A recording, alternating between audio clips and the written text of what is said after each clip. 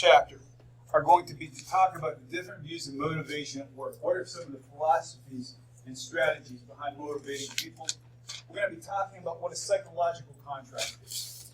We're also going to get into the idea of the difference between people who are satisfied with their jobs and people who are engaged. So what's the difference between the two terms?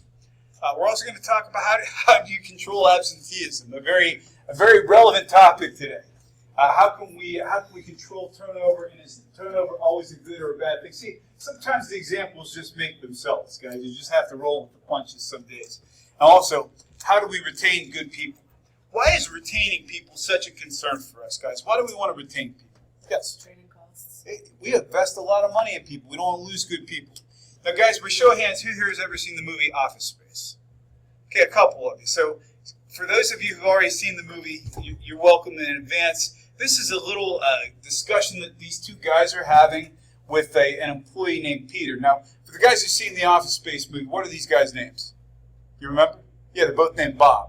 So this guy has a meeting with the Bobs. Now, these guys are in the process of doing job assessments, and they're trying to find out what people actually do for a living, and in the process, discovering what motivates people. This is an interview with an employee named Peter. You can get his idea of how motivation works for you. Typical day for you. Yeah, great. Well, I generally come in at least 15 minutes late. I use the side door. That way Lumberg can't see me. And after that, I just sort of space out for about an hour. Space out? Yeah. I just stare at my desk. But it looks like I'm working. I do that for probably another hour after lunch, too. I'd say in a given week, I probably only do about 15 minutes of real, actual work. Peter, would you be a good sport and indulge us and just tell us a little more? Oh, yeah. Let me tell you something about TPS reports. The thing is, Bob, it's not that I'm lazy. It's that I just don't care. Don't care? It's a problem of motivation, all right? Now, if I work my ass off and Initech ships a few extra units, I don't see another dime. So where's the motivation? And here's something else, Bob. I have 8 different bosses right now. I beg your pardon? 8 bosses. 8? 8, Bob. So that means that when I make a mistake, I have 8 different people coming by to tell me about it. That's my only real motivation, is not to be hassled. That and the fear of losing my job. But you know, Bob, that'll only make someone work just hard enough not to get fired. Would you bear with me for just a second, please? Okay. What if, and believe me, this is so hypothetical, but what if you were offered some kind of a stock option equity sharing program? Would that do anything for you? I don't know, I guess. Listen, I'm gonna go. It's been really nice talking to both of you guys.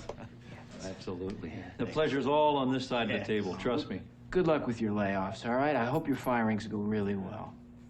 Excellent. Great. Good luck with your layoffs. So, guys, from that little snippet, talking with Peter there, what do we learn about his motivation within the company? Oh, it's definitely low, but he said some other things that are pretty interesting. I mean, as much as this movie is all about humor and satire, are there some legitimate things he said? What about what he said rings true in terms of how we work in the workplace, or maybe even experiences you've had? Catch anything, yeah. Like the part where he says, the fear of getting fired only makes you work hard enough not to get fired. Absolutely. And what does that say to you, Pop? Just basically like, fear of firing is not like real motivation for a person. Like, Yeah, you're not going to get your best work out of somebody if that's their only motivation, are you? Is somebody going to have passion about what they do if their only fear is doing enough to not get fired? Yeah. He said he has 8 bosses, so that might be oversight. Like, they can't really, if you're reporting to 8 different people, you can't really report accurately, or like, there's just too many. Well, think about that. If you're reporting to 8 different people, half your job, or 3/4 of your job, is just reporting to the people who are asking what you're doing. I mean, honestly, it's a pretty similar situation to what you have when you go to classes. The similar situation is you're reporting to 8 different professors, for example, or 6 different professors if you're taking a whole load. That's hard enough. And in terms of Peter's motivation itself, though, it seems like his ideas and his ability to innovate aren't really the issue. He hasn't been made to care about what he does. He isn't invested in his job. He has no task identity in his job. Does that make sense, guys? That's a pretty extreme example of how bad it can be. But guys, what are some of the individual performance factors? Well, first is, well, can somebody actually do the job? If you hire somebody, that's the first hurdle you got to get over. Can they do the job? How much effort are they putting out? And this is the big one, guys. Organizational support. If I work for a company, I'm a smart guy, I'm well qualified, and I'm trying really hard. How can the organization support my efforts? What are ways that an employer can support an employee? What would be an example of an organizational support? Maybe encouragement. Encouragement. Let's put it this way. Just, say you were my boss, and you only came and yelled at me when I messed up. I probably would be motivated, as Pop said, to do enough just not to get fired. If you gave me a high five once in a while when I was doing a good job, I would feel like the organization cared about me. How else can an organization provide support or encouragement to employees? Yeah, bonuses, rewards. Show people their effort is worth something. It could even be providing tools for the job. I'll give you a really simple example. I said to my boss, Dr. Miko, when I present, I like walking around. Would you guys buy me a wireless mouse? They bought me a $30 wireless mouse, which makes my job incredibly easy. $30 over the course of 10 years employment isn't even dust on the side of a ledger sheet, but it makes me happy that my employer cared about me enjoying my job. They bought me the swell microphone, too. So that's examples of organizational support. Now, the basic mechanism we measure this by is performance is ability times effort times support. Now, in terms of those kinds of equations, that's all subjective stuff. I think it's more symbolic to say basically performance is a sum or actually a multiplicity of these things. Guys, in terms of what goes into making an individual perform, let's throw this diagram away for a second. I'm just going to ask you guys, if you're on the field of competition, or if you're in the classroom, or if you're at a job, what makes you perform well? What makes you want to do a better job or enables you to do a better job? What are some things that make you better at what you do? Rewards. I'm sorry? Rewards. Rewards? Preparation. Preparation? What else? Yes? Environment. Environment. Tell me more about that. The people who you're dealing with. Okay, so you enjoy the people you're around. Well, another factor could be those people make it fun to be there, too. It's a fun job. Let me ask you guys who are athletes in this room. When you go to that field of competition to compete, what makes you do your best? What makes you want to perform on the field of competition? Competition, because I just want to be the best. The idea if you got somebody you're competing against, you're trying to be better than. Gets the blood pumping. Why else? There's another thing that ties in right with that. Yes? Recognition for your work. Recognition. And there's one big one. Some people are just internally motivated. They want to be the best they can be. I'm sorry, was I taking... No, I was going to say Holding yourself to a standard. That's an even better answer than I gave. So the idea, basically, some people are holding themselves to that standard. Where does that standard come from for those people?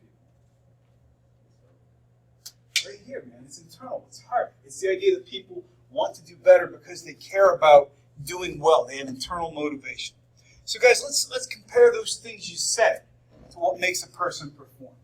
Well, the amount of effort that somebody puts out is going to be a determinant on how well they do their job. Now, some people, we all know them. Some people have friends who don't have to study at all. They get straight A's. They're just that good. So they don't have to put the effort out that maybe other people do. I had to work my butt off in school. It just was not a natural test taker, but I was motivated. I put the effort in. Sometimes my grades weren't as good as people who just had natural ability. So in terms of the effort that we expend, that has to do with internal motivation and your work ethic, how much you care about doing your job. Has to do with showing up too, and also has to do with the job design. Check that out. That comes right out of our job analysis. In terms of individual ability, some people are just talented more. Some people are actually interested in the job. Some people have the personality to be successful. What's a job where personality would be important, for example? Sales. Sales, absolutely. customer service. Those are places where those kinds of skills are important. When we start talking about organizational support, am I getting trained? Am I getting equipment and technology that I need to do my job? What about the standards? Am I given something to measure up to so I know that I'm prepared for this job? And finally, my management and coworkers. Is it fun? Is it a good environment? All those things to go together to create individual performance. So again, let's talk a little bit about what motivates people, guys. I love this science. One of my favorite expressions. But what motivates people? What makes people want to do a good job? Motivation basically means somebody wants to do something. It's your level of want to do something. The things that influence our motivation, well, your performance, your individual desire to perform. Some people are more motivated by money. We call that the reaction to compensation. Turnover. How can turnover be a motivator, guys? When I say turnover, people leaving or coming into a company, how can that be a motivator to individuals? Because when you get new people coming in, like it's new competition, and you don't want like a new person to be better than you. Bam. You mentioned competition a couple of times. I bet you're a competitive guy, aren't you? Yeah, awesome. I like that. I think that that's a good way to motivate people. How else is turnover potentially motivating? Go ahead. Yeah, man, you got some place to go. You can move up. Keep it coming. How else? That's what I was gonna say. Okay. Well, the other thing too. Let's say, for example, you're working with somebody who is a complete tool, and you dread going to work. Have you ever been just sitting at night hoping that person that you hate gets fired? Yeah. Tell me. This happened at the bagel shop. Oh yeah. Yeah. So, did you ever have one of those days where the person that you were dreading seeing got fired, and it just felt like you were on cloud nine? Yep. Yeah. Good day, that day. Sometimes we get, what's the old expression? We get addition by subtraction. You guys heard of that? Well, and we talked before how sometimes when people are busier, we're happier. Sometimes there's too many people. Well, in terms of other HR concerns, well, motivation can be affected by a lot of things. For example, there was a case recently that came out in the news that a lot of people who go to science programs or science schools or the field of scientific study, there's a high degree of sexual harassment that goes on. If you're going into an environment where somebody is sexually harassing you, how motivated are you going to be at work? Zero. Absolutely. Or if you're dealing with other HR concerns, it could be something as simple as people are smoking on the job and nobody's doing anything about it. If you don't like smoking, that could be something that decreases your motivation to go to work. Well, guys, you guys have all heard of Maslow, I'm assuming. So we'll talk about Maslow a little bit here. We're going to compare him to his colleagues. In fact, we're going to make the needs and equity theories and all these fun psychological theories. This is going to be our last thing we're going to talk about today because I'm going to reward you, in addition to some incredibly interesting factual information, I'm going to reward you with a couple minutes of extra vacation today. But we're going to talk about Maslow a little bit. Maslow basically came up with something we call the need theory. In a nutshell, what Maslow was saying was our basic needs have to be taken care of before we're really motivated to our best potential. We have to take care of things like food and clothing. So physiological needs were the beginning. Safety and security. What would be an example of a safety or security need? Shelter. Some place to put your head down at night. A door that locks, knowing that you're safe. Yes? Physical protection. Physical protection. Give me an example. Like, if you had a job, you either have armed security or allow for the employees to protect themselves with personal environments. I would say, for example, if you're working at a hospital in Flint, Michigan, you better hope that there's some sort of security like that, or you're never going to be able to even survive your trip into work, let alone do your best there. Those are great examples. As we move up, we go from the physiological to safety and security to the psychological need to feel belonging. Now, he said belonging and love needs. I'm saying belonging in the workplace. You don't have to love your coworkers to feel like you belong with them. If you're loving your coworkers too much, it's probably an HR issue all to itself. That gets us to self-esteem. And basically, once we feel good, once we can eat, we're safe, we can get to work safely, we feel like we belong, we feel we're okay, self-actualization happens. We say we're self-actualized. We are becoming the best person we can be in the workforce. Basically, what Maslow said, until the basic ones in the pyramid were fulfilled, you cannot get to the higher level. Well, Herzberg was a colleague of Maslow and basically took Maslow's theory and kind of broke it into halves, as it were. He said that the lower level needs were called hygiene factors. That's always a confusing thing to people. When we say hygiene factors, you usually think, well, somebody showing at the bagel shop with bad BO, that's a hygiene factor. Well, we're talking about this more from a psychological perspective. Hygiene factors are the lower level needs, the idea of having adequate pay, having food, having security. Those are things that don't really get the best out of people, but can demotivate them from a baseline if they're not present. And basically, Herzberg and some of his research said that employees will sometimes be motivated to work together, even when the managers themselves do nothing more than address the hygiene factors. So basically, once you solve the bottom of the pyramid, you can move things along pretty quickly. I don't spend a lot of time on this just because you cover this in your other basic management classes, but it is pretty interesting. If you compare Maslow's hierarchy of needs to Herzberg's two-factor theory, basically they're more or less the same thing under different names. Look at these guys, though. Maslow looks like he is definitely a happy human being. Herzberg himself kind of looks like Anthony Bourdain on crack.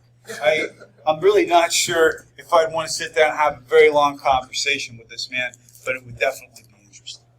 Guys, with that being said, I know it is way early, but I'm letting you go a little early today. I want you to have a wonderful fall break. I look forward to seeing you back here safe.